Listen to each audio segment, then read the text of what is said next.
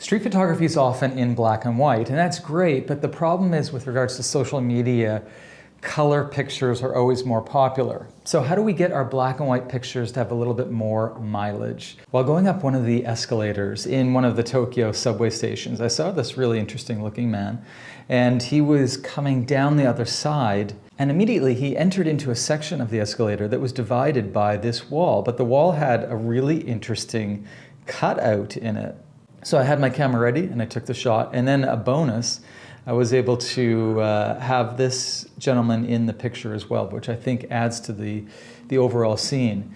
Now, when I take a look at this picture, even though I am familiar with it, I automatically wonder what's going on because there's a little bit of visual confusion. Now, visual confusion can be created in many ways. Usually, like in a situation like this, we would have people walking through something that is framed.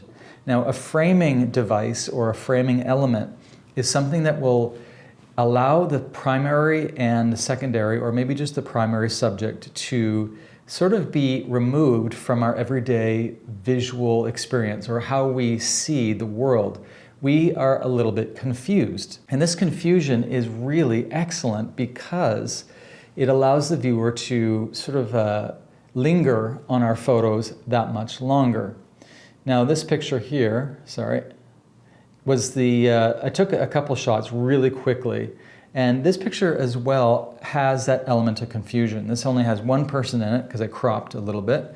So in this shot as well, the two materials, the dividing wall and the background, have a similar aspect to it. So we wonder why this person is sort of cut off as a headshot. So we'll go back to our original picture. So this is an encouragement to always be looking for any type of cutout in a space, especially an urban space if it's street photography. And hopefully you are in a position where you can actually wait for people to enter that space. And if it's a framed environment, then it usually has the interesting aspect of removing the person, the primary subject, from their environment, creating an abstract look. So I'd say give it a try.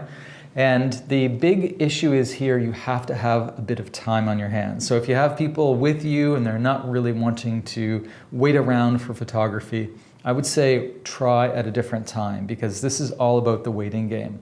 I really love the way that these two people looked, and I actually was really lucky to be able to have them instantly.